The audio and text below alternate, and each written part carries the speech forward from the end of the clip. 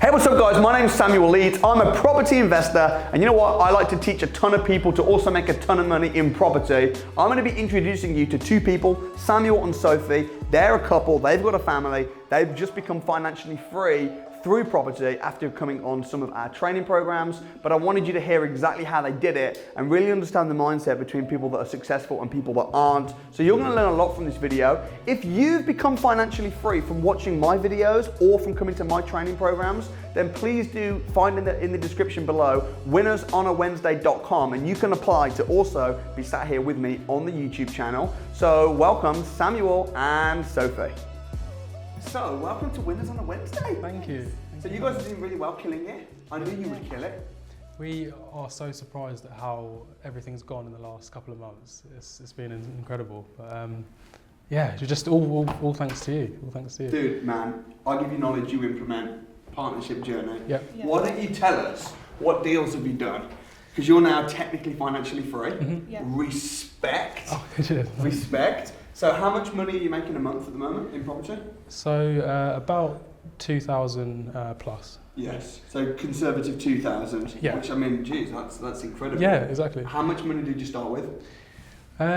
We've actually joint ventured with family. So we started with none of our own, and we borrowed and were given good returns. So. Okay. Yeah. So, but that's although that's money, that's you started with nothing. Yeah. Yeah. So, and how much did you have to borrow to get to 2,000 a month?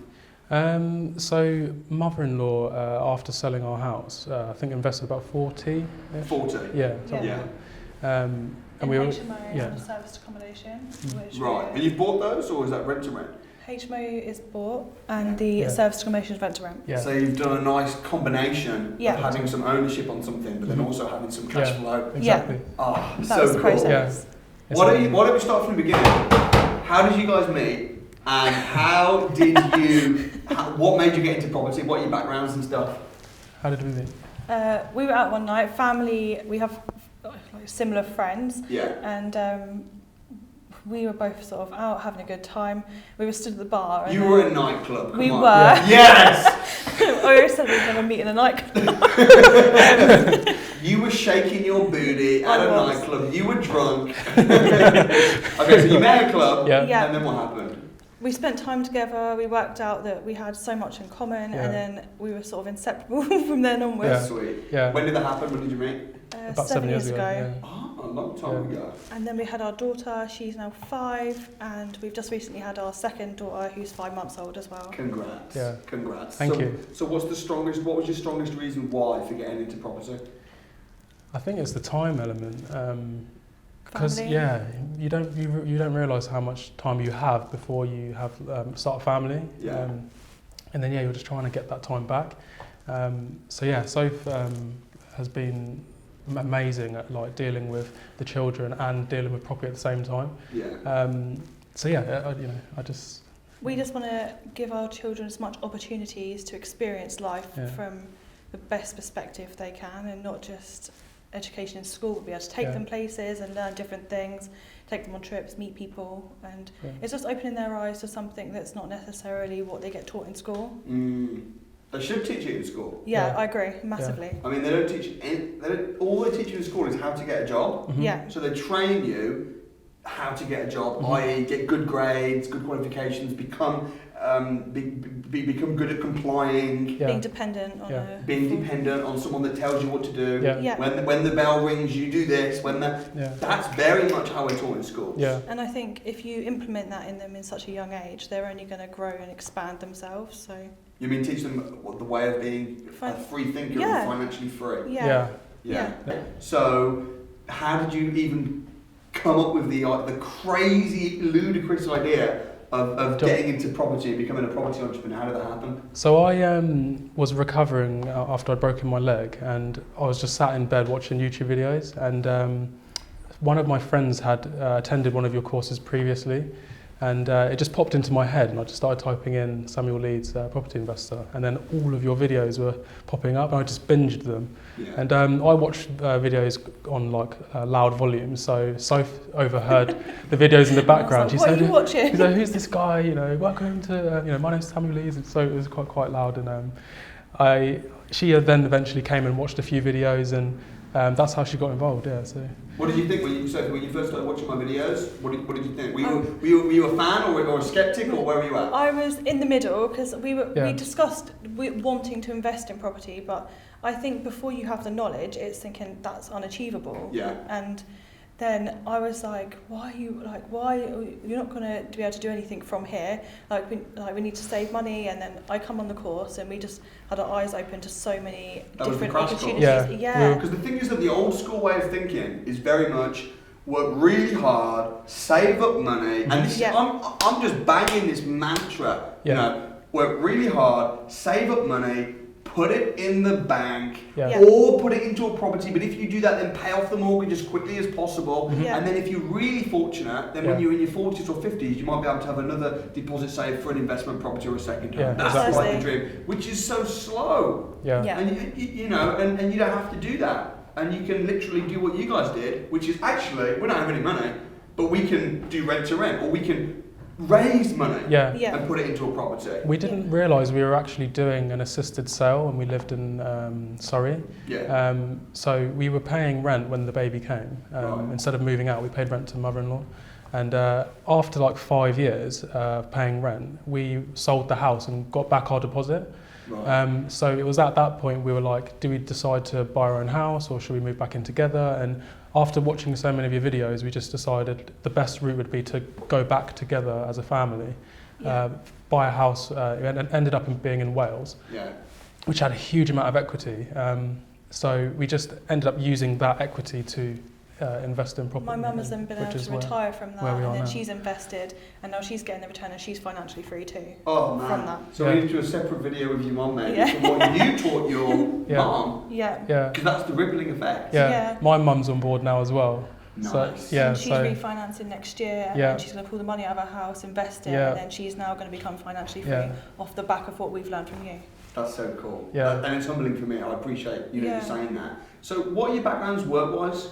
So predominantly retail and banking. And I've been education and photography. Education. Teaching people about how not to make money. I was in sixth form. It was quite more free thinking. It was like an arty subject. So it's quite creative. Nice.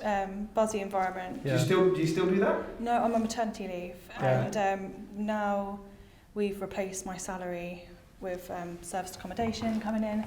So I'm now probably not going to be going back to work after maternity leave. So nice. That's great. And I think having kids as well. It's nice to, even if you do go back to work, the fact that you don't have to. It's just so nice. And I can do my photography freelance, and then that means that I've got more time to spend with them and raise them. And did you enjoy your job before? Loved it. So that's really interesting. You loved your job, but you still wanted to become financially free. To have that choice and that independence. Because it's not always having to rely on other people to control your time. It's being able to just be free and travel the world and see things. Otherwise you're restricted until your pension age. What about yourself? Are you still in retail? Yeah, still in retail. So you're not like one of these people, I hate my job. Yeah, no, I'm the opposite actually. I actually really enjoy what I do. So I'm not as inclined to leave it so soon. Well, you got good friends there? The team. Shout out to them. The team are amazing. So. Do you know what? Sometimes people get me wrong and they think that I just your story. I just shrank into the ground. But sometimes people think I'm anti-job. I'm not anti-job. I'm just pro-freedom. So I think that having a job that you enjoy, like now, you loved your job, but you're probably not going to go back to it, but you have the choice. You're going to continue doing your thing, but you have the choice. It's nice. And having the choice, if you do continue with your job, like you'll probably work way better. And your teammates and your managers will be like, Samuel, man, this dude's good because you're working from a position of abundance rather than watching the clock thinking, I wish I wasn't here. You know, 100%. And people think that when they become financially free, they'll just want to lie on a beach forever. Actually, no one wants to lie on a beach forever. No. Everyone wants to have purpose, don't they? I think so. And they might want to lie on a beach, but then after 2 or 3 weeks, they'll be thinking, okay, how can I now? How can I leave the world better than I found it? I said to myself once I'd, got my family in a good position, then I would look at sorting myself out. But and there's no rush. I'm very happy with what we're doing right now. So that's great. Yeah. So talk to me then about these 2 deals. Yes. So you invested in one HMO where you raised the funds. Yes. Yeah. You've got a rent to rent. Yes. So how much are you making on the rent to rent? So in the first 18 days, you must have generated, I think, about £6,000. But with all the fees and the more bills paid, it's left Sophie with nearly like £2,000. So this is why she doesn't have to go back to work if she doesn't want to. The HMO itself, which we got through Alistair and Better Sourced, is a 5-bed mid-terraced in Spalding. So that's going to be generating about 800 after like fees and mortgage and stuff. So potential refurb to be able to get pull more money out of the deal as well, and also increase the rental. So that's the next step for that one. And the service we managed to turn around in the furnishings of it in 48 hours, and then we had someone stay after 3 days.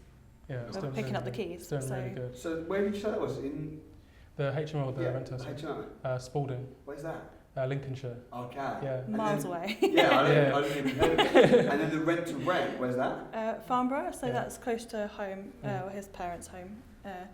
Farnborough. Yeah, so Hampshire. Hampshire. Yeah. You have to stop with these little villages. Sorry about I don't think anyone's tiny little of places. course I know where they are. I'm just thinking. I haven't got a clue. Okay. So talk to me about then the lessons through getting the deals, because I always say your first deal is your hardest. The fact that you've got a property deal where you've managed to actually buy and you've done it without using any of your own money is massive. You've also done one where you've controlled on a rent-to-rent basis. They're both cash flowing very healthily. Between the two of them, you'll be making a profit of what kind of monthly profit? Is that about £3,000? Yeah, probably about. I think that's what you said. said. Probably about 3 that. So roughly £3,000 on a bad month, maybe £2.5 which again is great. It's like an average salary. So I want to know the pitfalls, the struggles, the pains, also the lessons. Like almost as if you're advising yourself, your 6 month or 12-month younger self, about how to find the areas, how to secure the deals. I just want to give as much value to the listeners as possible. So talk me through some of that. So pitfalls. It's just finding the power team. That is, if you don't have a good power team, that is a major pitfall. But luckily, we networked with the good people exactly. and made some good relationships with people along the way, and they've been really good at advising us, sort of step by step, to creating, especially the serviced accommodation, making it exactly what we want to be and pulling the most potential out of it. He actually lives locally to where that site is as well, so helped us source the property. And then it was quite helpful with setting up the companies and getting everything sorted, ready to go. But I guess I want to say it's been quite smooth for us, to be fair. You can make it out. It's been a nightmare.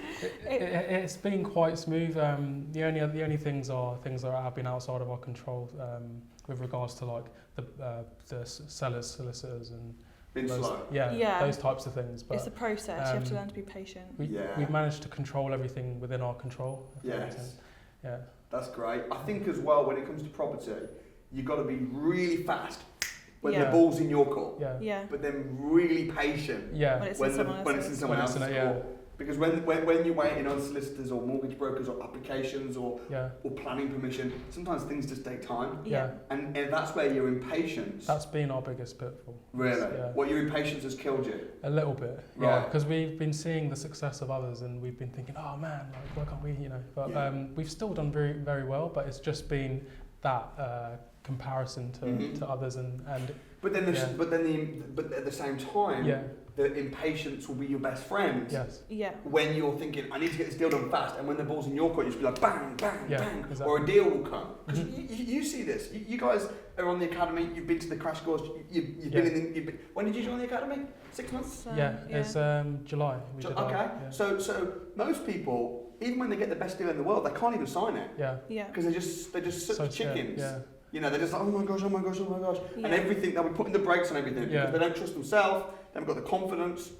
We did have that. You have that, but you have that because you have the knowledge. Yeah. Because knowledge brings confidence. Yeah, it does, 100%. You know, so okay, if there's not been many challenges sorry, and it's been kind of smooth, I mean, I guess you say the biggest pain point has been seeing other people flying ahead of you. Yeah. Yeah. And it's just like, man, Yeah. what do they do that I'm not? We wanted to go in guns blazing, but we had a lot of, just moved into the house, babies come, and so we wanted to take our time, but we've done well with the time that we had. So, yeah, you have. Yeah. 6 months financial freedom. Yeah. It's not bad. It's impressive. For like the first 3 months, you're sort of like throwing cards out there and doing lots of viewing, speaking to lots of people, and then you finally find the deals that you're like, yes, they're the ones, go forward with it, and you sort of just put everything into it, and then it's just a waiting game. Yeah, you wait for that offer to get accepted, or it's like 100 miles per hour, and then it slows down as soon as the deals are sort of.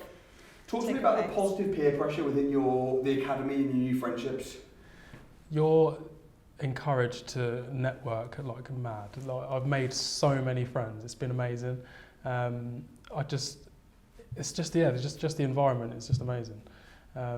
I've been to a few other events, and they just can't compare them. You just can't compare it. Sorry, you mean a few of the different events outside of? Yeah, He's you like, just can't. You can't. No, that's great. Listen, I go to lots of events. Yeah. You know, that's great. It's the energy. It's lovely. It's lovely. Yeah, and I think as well, environment is stronger than willpower. Yeah. So if you're around people and you're in the environment and your friends are killing it in property, you've got 5 people who are financially free and they're your best friends, you'll be the 6th. Yeah. You've got 5 people that are all just talkers. You're just bouncing off every single one of them. It's you're going to be the 6th talker. Yeah. You know. I think sometimes you talk to people about your journey and what you've got planned in your head, and some people either really get it or they just really don't. Yeah, we did have this conversation. Some people are like, yeah, that's awesome, and understand that you're wanting to push forward. Mm-hmm. And then other people are like, why? Why would you do that? It's so uncertain, it's so scary. But if you don't take that leap, then it's never going to happen, is it? Yeah. I mean, going from teaching into property. Yeah. It's a big difference. Yeah, massive. But I think if you put yourself out there, and again, knowledge is power, so if you can teach yourself anything as long as you put your mind to it. Yeah. So. Have you had people being negative or trying to hold you back? Yeah. Our friends, most of our friends get it, some of our friends don't. Some of our family members get it, vice versa. So it's just hard to... Our family's been really positive, haven't they? They have. Like both our mums have really jumped on board with our journey. Yeah. They're both going to be financially free as a result. Yeah, precisely. But if they were reluctant with that, that could have held back our journey and could have held back theirs. Yeah. So I think it's just cogs turning, isn't it? And people opening their mind. Yeah. But you're always going to get some negative. You just got to not pay attention to it. It's so true. I mean, you're always going to have some people that don't support you. You're going to have some that do. And I guess it's best to focus on those that do. Mm-hmm. Most people say, oh, my family don't believe in me. It's like, well, hold on. Just not one person in the family. Or my friends don't believe in me. Well, hold on. Can you not just make some new friends? Yeah. Not just say you have to cut off all your friendships, but maybe just be careful how much time you spend with people that aren't supporting what you're doing. Yeah, exactly. Did you ever doubt yourselves? Have you ever thought over the last 6 months or 12 months, how long it's been since you came to the crash course, or decided, oh man, this isn't going to work, or this is just a pipe dream, maybe I'm not good enough, maybe Samuel was just making it all sound too easy, or You have those thoughts. Have you had those? Yeah, of course. Talk to me about those. I think it's it's that little voice. I've been sharing a lot online, saying that the little voice that never thinking. tells you good things. It's always bad, or Talk to me. What does the little voice say? It's like, why are you doing this? It's not going to work, or it costs too much. How are you going to afford it? Just the little comments here and there just throws you completely off your momentum train, and you're just like. Yeah, but we've got each other to bounce off each other. Yeah. So. And we're picking up the keys to the service accommodation. We're like, okay. So we've got a period of time where we've got this contract, we've got to make it work, and then bookings started coming in, and you're like, oh, thank gosh, because it's actually reassurance that you've done the right thing, and it's actually going to work and make us because we had with what Soph's saying, we only had 2 days to turn the flat around before someone was coming that night. Oh wow! Yeah, and I was like, Soph, we can't do it. We're going to get a bad review if he comes, and she was like, no, we can do it. I promise. Basically, we'll get this done. And booked for the week after, and he'd booked the wrong place. At the wrong time, and actually rung us the night that it wasn't set up at all, and was like, by the way, I'm on my way down from the Isle of Man, and I'm going to be there in an hour. And we both looked at each other. Yeah, and we had flat pack furniture like everywhere. Bless her friend Liz was there, and she was like, "I'm going to go home and get a Hoover." Yeah, we and managed to turn it around within an hour and get him in. Get an internet box plugged in, and he was sleeping there that night. They stayed for 3 nights, left a good review, and then that was it. Yeah, but do you think that's almost like that? What happens when you force yourself to do it? Yeah. And you have deadlines that you have to meet, because if you'd have had a month to prepare it, it would have probably taken you a month. Mm-hmm. Yeah. If you'd have had a year to prepare it, it could have taken you a year. Yeah. But when you have an hour, it takes an hour. Yeah. And he was like, "I'm not sure." I was like, it was "He's coming. He's staying here tonight. So go and get the Hoover." We want the money. Yeah. We want the money. Go and get the Hoover. Yeah. What about as well? Because one of the things I find a lot with the difference between people that succeed and people that don't, even people that come onto the crash course, sometimes people ask questions, and you'll have heard me say this probably all the time.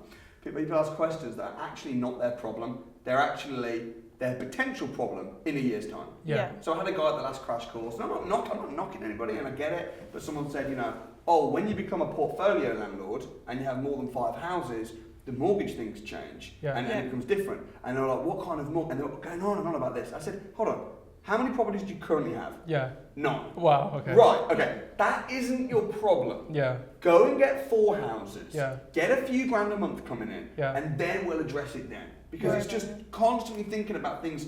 Actually, you need to just focus on the few have the big picture of what you want to achieve, and then focus on the next few. Everyone's going to have problems all their life. You're always going to have problems. But you just got to deal with the problem that's ahead of you. And with you guys, when you're like, in an hour someone's coming, that's our problem right now. That's what we're going to fix. Mm-hmm. Yeah. You sort it out. If you're thinking about, but in 6 months' time, in a year's time, you just, I don't know. How do you guys feel about that? Yeah, it's 100% true. Yeah, I think we've gotten used to that now. I think the children's helped us helped us hone that skill. Right. But yeah. What am I going to do when they're teenagers? Just deal with the problem right now. We'll sort that later. Yeah. But we sort of thought that. There's always looking ahead. So we thought we set up our limited company and we're purchasing through that. Mm-hmm. And I think so. We have to have some foresight. But I think if you deal with the bigger problems right now, they're going to swamp you, so you just have to keep make little goals, make big achievements. And sometimes those problems don't even occur, so you spend all you that time thinking about nothing. it, and it doesn't even happen. So you just wasted all that time. You could have just got on with it. And what do you think could have been your biggest downfall? So you've succeeded, and you're going to go on to succeed a lot more. But what do you think has been the biggest threat? Whether it maybe is the little voice, procrastination, distractions. I don't know. What's been the thing that you've had to really work on the most? Oh goodness. God, I don't know. I think it's getting the right people on board and pushing yourself forward, because you've met loads of new people and they've really encouraged you in your journey. And I think if you hadn't had those, that could have been your biggest downfall, because you hadn't have met the right people to push you in the right direction. So I guess it's what you have around you and family. It is motivation as well. I think that's mine, maybe. Motivation. Just being motivated. Just keep going. What is your motivation? You've got a great job. You love your job. Yeah. What's pushing you? My partner and my children and my family. Those things are, But because you're going to be able to pay the bills still, though. What is it that you want? What is it that you had quite a bad accident, didn't you, a couple of years ago? Yeah, that sort of kicked me up the butt to on his motorbike. Just make some great from that, I think having to go back to work, and even if you weren't ready, you sort of have to go back and pay the bills and be back in that scenario. And I think from the back of that, it gives you a bit more determination to spread your wings and experience more of life. Yeah. Because it quite could have easily not happened, but. I just want to stay motivated in whatever it is I'm doing, and this has just given me so much purpose. I just can't stop. You clearly, I see you on the group. You're posting pictures of you viewing houses, pictures of the keys. The famous key pictures. Really motivated, and also socially as well. You've made. I can see that. It's totally true. People are cheering you on, and you're commenting, and I can really see that. Just even within Facebook or at the events of the DFE. You came back down to the DFE, and you well networked to know everybody. Yeah, it's great. How does that make you feel? I feel amazing. How do you feel? Yeah, it's good as well. I said to Sam, there's no, when we've posted things on our own Facebook and you haven't had as good reception, and then you post in your group, and then there's this overwhelming sense of support. And it feels good to know that everyone wishes you well. That's the best. Genuine support. It's Yeah. great. It's great. And genuine answers, and they're actually interested in your questions, and then people get back to you really quickly. And I think I that's... get more support on my Facebook group than I do on my personal as well. You know, like my aunties and uncles and stuff. A lot of them, they don't really give a shit. Yeah. You know, but then, and that's one of the reasons, selfishly, why I do this. Yeah. Because I make so many friends running a training company. Yeah. And teaching people how to do. Some wealthy people, or they've been successful, will say, "Oh, I don't want to create competition." For me, I'm thinking, actually, I'm creating collaboration partners and friendships and a whole community. Yeah. And ultimately, what's the point of having a lot of money if you're going to be lonely? Yeah. And the sense of community, and you guys have experienced this at the events. You know, the sense of community. We go out for dinners afterwards. That it brings for me. It's great. Yeah. It is great. Yeah, I've made so many friends, and I've worked with some of them. You know, Piers and Jolene. They massively helped us get those deals. So, but I don't know if I would have had the confidence to reach out or speak to them in person or over If the it phone. hadn't been for... if it hadn't been for those events, and boosted your confidence. Yeah, exactly. So cool. So, in regards to the raised finance, how did you manage to get your parents on board? I know everyone's going to ask that question. I'll let Soph answer. You didn't have any money. You needed to borrow money. How did you manage to convince or attract your parents, both of your mums, to come on board? So it was my mum first. Yes. We lived in a house in Surrey. We did an extension on it, raised the money on that house, and thought, do you know what? We don't want to be spending all our money here anymore. I'm pumping it into that property. We decided to sell up and move to Wales, and off the back of that, my mum had a chunk of money that she wanted to invest, and she was also... Did you own the house? No, my mum did. So you lived in your mum's house? Yeah. Okay, but you were paying for the extension? Yeah, so we were paying rent each month to pay for the extension, which she'd put on after we had our first child. Right. Yeah. Then from there, she decided that she wanted to retire. She's getting older now. She was in a weight-string job, which is quite a heavy toll on your body. Yeah. And like health issues, she just wanted to slow down a little bit. And then we sort of went to her, and she was thinking about just doing buy refurb refinancing deals.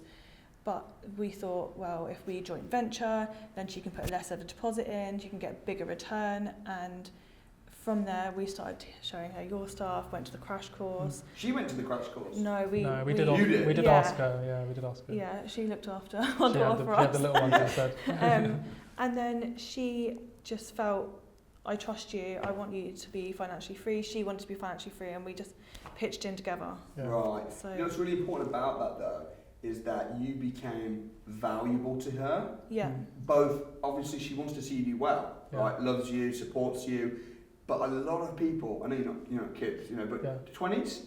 Yeah, 27. Or 30. Okay, so young. But a lot of young people, what they'll do is they'll try and almost beg their parents, or I need some money. Can you lend me some money? Yeah. And that sucks. Yeah. You don't want to ever do that. Whereas you guys are like, hey, we could do business together. Yeah. Which would be better for you. And because I've been trained and I've gone through the crash course, actually, here's how you can make more money, and here's how you can make, and then you become valuable instead of just being someone that's desperate. Yeah.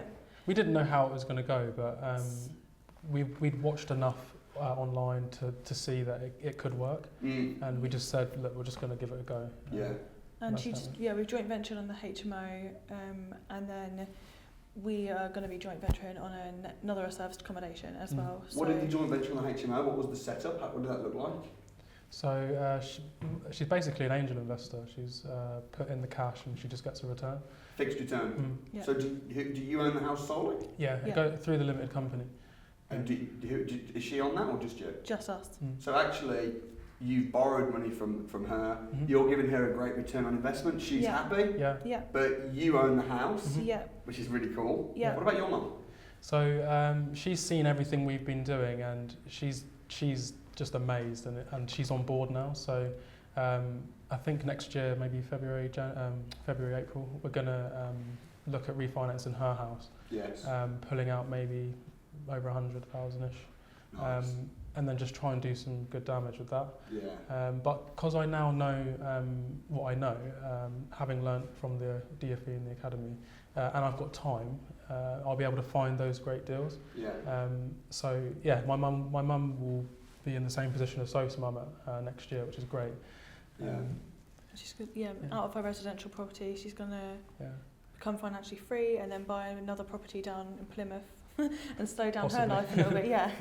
So Slow what's down. the advantage then if you've got a property? Because the way we're taught is to just have a residential house and pay off the mortgage. Yeah. Yeah. What's the advantage to someone who's got equity to actually refinance and then reinvest? Because in their mind they've been thinking, I'm going to pay this mortgage off. It's going to take years, but I'm going to pay this mortgage off. And then suddenly, that dream of paying the mortgage off is gone now because you've just refinanced it. Your mortgage is way bigger. Yeah. How does that fit with most people's thinking? So my mum gets it now because she was that way inclined before, but having shown her the deals that are out there, she knows that the mortgage can be paid from the profits of the property. So she's basically living rent-free or mortgage-free. Yeah. So which allows her to have more flexibility. You know, you can do a lot of things when you've got your time back. Yeah. Also, I feel like by pulling the money out of the property, that gives her free time, and then she can use that money to invest in other deals, progress her earnings, and then potentially with that house she can either sell it years down the line or have it as a family home, or she can change it into a rental. So it's always going to be continuously making money for her. Having to explain this to them. Yeah. But they're well on board with it. Because most people just want to be debt free, but actually wealthy people aren't debt free. No. Wealthy people are financially free, and they use debt as their best friend to fund their deals. We watched the video talking about good debt versus bad debt. Yeah. And a lot of people just don't have a relationship with debt like they should. It's just spend, or buying a lot of liabilities. Yeah. But if you use debt wisely, then you can 100% succeed. Yeah, no, I agree. I mean, good debt's really good, bad debt's really bad. So, what is the plan going into next year then? What's your strategy? So another refinance, raise some more funds. Yeah. Complete on the HMO, then get another rent-to-SA. Try and squeeze in sourcing in between. Yes. Yeah. Yes, well, everyone should be a deal sourcer. Yeah. If you're finding deals anyway, they might not fit your strategy, but then they will fit someone else's. We found a couple along the way, haven't we? But we weren't in the position to sell them, so you weren't compliant. Yeah, so we were literally we found probably 3 or 4, and then it wasn't until afterwards where we decided not to use those. We're like, we should have done that. So that was a learning curve. And again, it's like most people just want to save. Yeah. I don't want to be compliant because I don't want to have to spend £1,000 or whatever it is to become compliant. Yeah. But then 4 deals you could have packaged and sold, but you didn't. And everyone, even with education, I don't want to do the academy because I don't want to spend. I don't want to listen. You got to let money flow through you, rather than because if you think like I just don't want to invest in anything or spend on anything, then what kind of a life is that? No, it's not. Yeah. You've got to constantly be invested. So now you are compliant. We're in the process. Yeah. So Almost. Yeah. Which means I look forward to seeing you sell some deals. Yeah. What would be the biggest piece of advice you'd give someone watching this video that is maybe doing a job they don't like or they do like, but they just want to build some security, but they're just really wanting to get into property and then starting from scratch? Just find the motivation to get going. Yeah. Everything takes. I think it takes a lot of energy to get something going, but once you've started, it starts to find its way. Yeah. I think and don't give up when it feels like it's being slow. Yeah. Because I think Stay motivated. Yeah, consistent. Because it's going to happen. Like at the end of the day, if anyone can do it, if it's doable. Because sometimes people say to me, does it really work? Well, obviously, every week there's someone sat here sharing their story. It's possible. Mm-hmm. It works. The question is, will you work? Yeah. Exactly. Because if you work, then it works. Yeah. What's your experience been of the academy? What would you say to people that are on the fence about the academy or doing the crash course? Network. Take a pen and paper, write as much as you can down, and review that information. Yeah. I think that's it. The crash course was like a whole different ball game for us. I think it was the first sort of like doors opening, and then you go there and you meet everybody, and the energy is so insane. Everyone's up dancing and Yeah, it was amazing. We went all the way to Birmingham for that one. And you could, for about a week afterwards, not that it slowed down, but you're literally on like this buzzy cloud, like looking. I think we went back to the hotel and like sat there finding deals. So it's like this ultimate boost of confidence and like enthusiasm. And then from there, academy happened, DFE happened. You need to invest in yourself, no matter what that is. You need to get that education. Why do you think it's important to invest in yourself? You could make so many mistakes if you just don't learn, if you don't put the time into yourself to learn.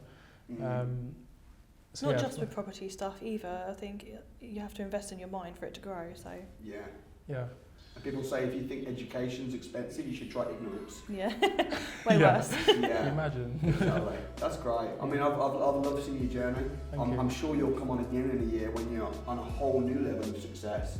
But super inspiring. Thank you so much for watching. I hope you found that beneficial, useful, inspiring, enlightening. Please don't forget to smash the like button. Also, if you watch the videos and you're not subscribed, please do subscribe and also turn the notification bell on so you never miss a video.